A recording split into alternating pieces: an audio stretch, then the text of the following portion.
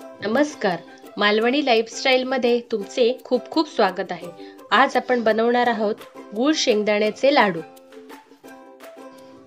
शेंगदाणा लाडू बनवण्यासाठी मी इथे 1 वाटी गूळ घेतलेला आहे आणि त्याच वाटीच्या मापाने 1 वाटी शेंगदाणे घेतलेले आहेत। हे शेंगदाणे मी भाजून स्वच्छ साल काढून घेतलेले आहेत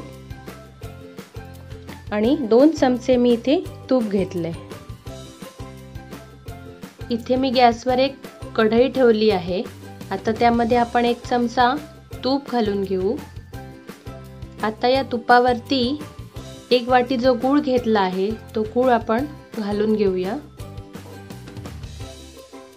हा गूळ जो आहे तो आपल्याला पूर्ण विरघळवून त्याचा आपल्याला पाक बनवून घ्यायचा आहे। आता हा गूळ आपण छान विरघळवून घेऊया। आता आपला पाक छान विरघळलेला आहे। आता आपण पाण्यामध्ये चेक करून बघूया। इथे मी थेंब टाकलाय।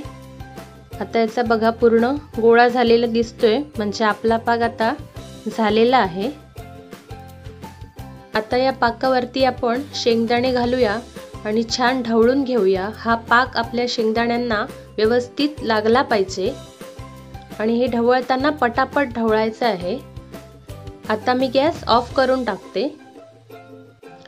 आता हे मिश्रण थोडं थंड झाल्यानंतर आपण ह्याचे लाडू वळून घेऊया।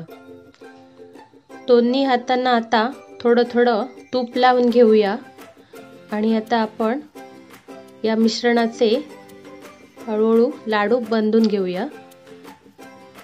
आता हे आपलं मिश्रण थोडं थंड झालंय, तर अशा प्रकारे लाडू बांधून घेऊ।